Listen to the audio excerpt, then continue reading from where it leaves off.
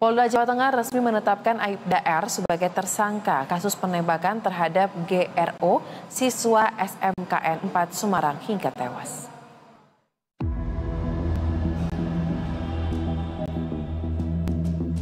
Polda Jawa Tengah resmi menetapkan Aibda R sebagai tersangka atas tewasnya GRO, siswa SMKN 4 Semarang.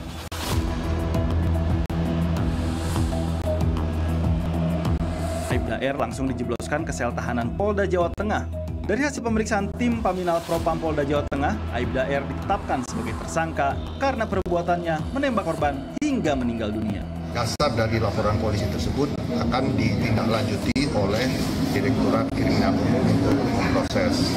Dan tentunya kita di sini memberikan jaminan bahwa kita akan melakukan proses hukum sesuai dengan fakta dan prosedur yang ada, dan kita akan memberikan informasi itu rekan-rekan maupun kepada pihak keluarga yang melapor.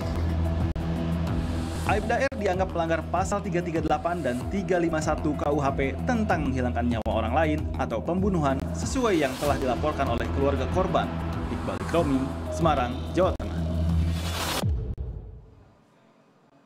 Dan untuk membahas lebih lanjut terkait dengan hal ini, kita sudah terhubung secara virtual dengan narasumber Kabid Humas Polda Metro Jaya, Kombes Pol Artanto.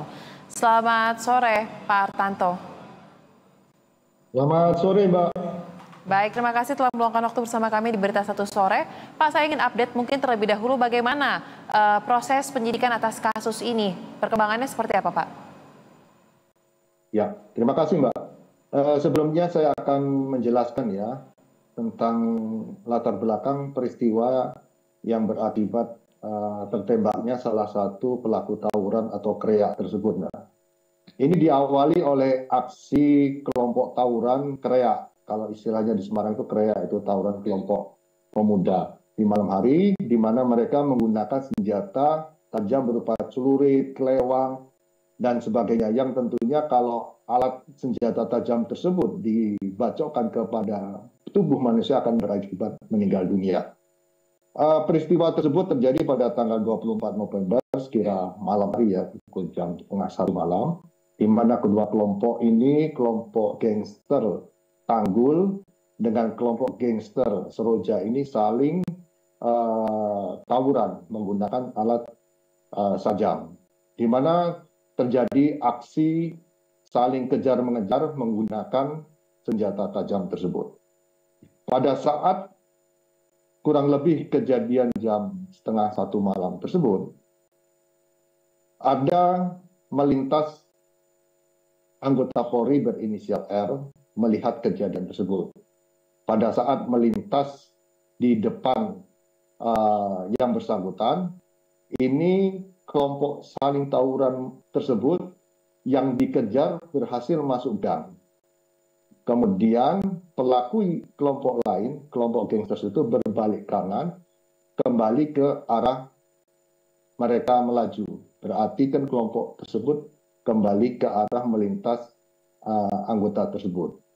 Sang anggota tersebut karena melihat aksi saling kejar-mengejar, dikira ada terjadi sesuatu permasalahan seperti begal, rampok, dan sebagainya. Akhirnya yang bersangkutan langsung mengeluarkan tembakan mengarah ke pelaku kreak tersebut.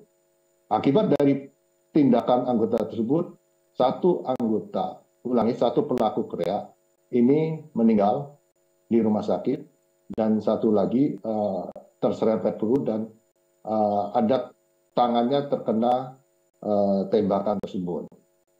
Nah, dari peristiwa tersebut kita mengurai bahwa kasus ini ada dua, yaitu kasus aksi kreak atau aksi pelaku tawuran di malam hari oleh kelompok pemuda, dan satu lagi aksi penembakan yang dilakukan oleh anggota yang berakibat meninggal dunia. Dua-dua kasus ini sedang kita proses, dan pelaku kreak atau tawuran kelompok remaja tersebut kita tetapkan 4 tersangka dan sudah 17 saksi yang kita periksa. Barang bukti 4 celurit, kemudian corbek itu cocor bebek ya, celurit jenis panjang ukuran 1,4 meter, dan alat sajam lainnya. Kemudian berapa unit sepeda motor, dan 9 HP milik pelaku Korea itu berhasil disita. Dari kasus tersebut, kita bisa melihat, membuktikan bahwa aksi kreak atau tawuran itu terjadi. Karena dari rekaman para pelaku itu membuktikan bahwa di mana mereka titik kumpul untuk melakukan aksi itu ada, dan mereka melakukan aksi saling mengejar dan menunjukkan alat bukti, alat parangnya tersebut kepada masyarakat umum, itu terbukti dari hasil penyelidikan kita. Baik. Dan kita membuka HP milik para pelaku kreak tersebut. Baik. Dan kemudian kedua, baik Pak Hartanto. Ya. Baik, berarti kita bedah pelan-pelan ya Pak. Berarti intinya dalam kasus ini polisi menyiapkan ada 2 berkas ya terkait dengan persoalan tawuran tersebut dan juga penembakan yang dilakukan oleh tersangka, betul? Penembakan yang dilakukan oleh anggota. Baik, ya, oleh anggota betul. ya, yang saat ini sudah ditetapkan juga sebagai tersangka ya, Aibda R tersebut ya? Yang bersangkutan dalam proses kode etik profesi kepolisian, sehingga sebutannya bukan tersangka, tapi terperiksa dalam proses kode etik profesi kepolisian. Baik, nah untuk Aibda R sendiri dalam persoalan aksi penembakan, ini sebenarnya SOP-nya seperti apa Pak? Ketika ada polisi yang melihat ada aksi tawuran yang dilakukan oleh sekelompok atau 2 kelompok anak muda dan menggunakan senjata tajam, apakah ini termasuk dalam unsur menyalahi SOP atau seperti apa sebenarnya? Ini sedang kita lakukan pendalaman, pemeriksaan terhadap yang bersangkutan anggota tersebut. Kita tidak bisa langsung menyimpulkan saat ini, karena kita harus mengumpulkan bukti-bukti yang ada di lapangan. Saat ini kita mempunyai bukti yang akurat, CCTV yang menjelaskan bagaimana tindakan kepolisian yang dilakukan oleh anggota tersebut. Apakah anggota tersebut telah melakukan tindakan sesuai SOP, sesuai standarnya maupun situasi yang mengancam pada dirinya.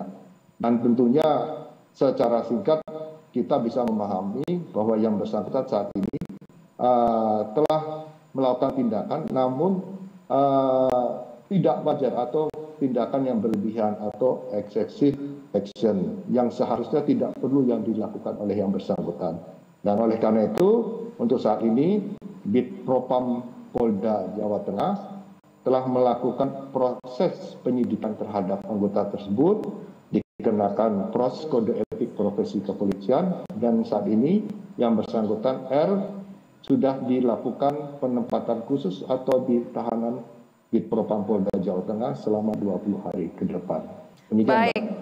Lantas apa Pak sanksi yang bisa terjadi jika memang segala unsur dalam pemeriksaan etik di Propam ini terpenuhi nantinya? Apa sanksi yang menanti oleh si tersangka Aibda R ini?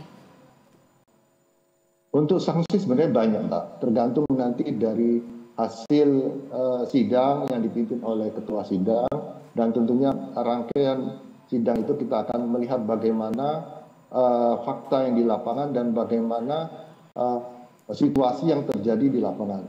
Dan tentunya untuk sanksi-sanksi ini banyak ya Mbak. Ini kan ada sanksi yang sifatnya pembinaan, kemudian teguran tertulis, atau penundaan mengikuti pendidikan, penundaan kenaikan pangkat, atau penundaan gajinya atau gaji berkala, mutasi, demosi, kemudian pembebasan jabatan, dan yang terakhir yang paling berat adalah PTDH, Mbak. Baik, kami akan nantikan bagaimana perkembangan atas kasus yang terjadi di Jawa Tengah ini. Terima kasih Kabid Humas Polda Jawa Tengah Kombes Pol Artanto telah berbagi informasi bersama kami di Berita 1 Sore. Salam sehat. Sebelumnya pemirsa, seorang siswa SMKN di Kota Semarang, Jawa Tengah meninggal dengan luka tembak usai terlibat aksi tawuran. Luka tembak itu berasal dari senjata anggota polisi yang berupaya untuk membubarkan aksi tawuran di antara 2 kelompok pemuda. Siswa SMK Negeri 4 di Semarang tewas dengan luka tembak di tubuhnya usai diduga terlibat aksi tawuran pada Minggu dini hari. Korban terkena tembakan dari senjata anggota polisi yang tengah berupaya membubarkan aksi tawuran 2 kelompok. Penembakan ini pun dibenarkan oleh pihak kepolisian. Saat itu, anggotanya tengah melintas di daerah Gayam Sari seusai pulang dinas. Anggota itu kemudian bertemu dengan dua kelompok yang saling serang alias tawuran. Ia pun berupaya untuk melerai dengan cara melepaskan tembakan peringatan. Namun rupanya hal itu kian memicu amarah kedua kelompok yang kemudian menyerang anggota tersebut. Kedua kelompok gangster ini melakukan tawuran, kemudian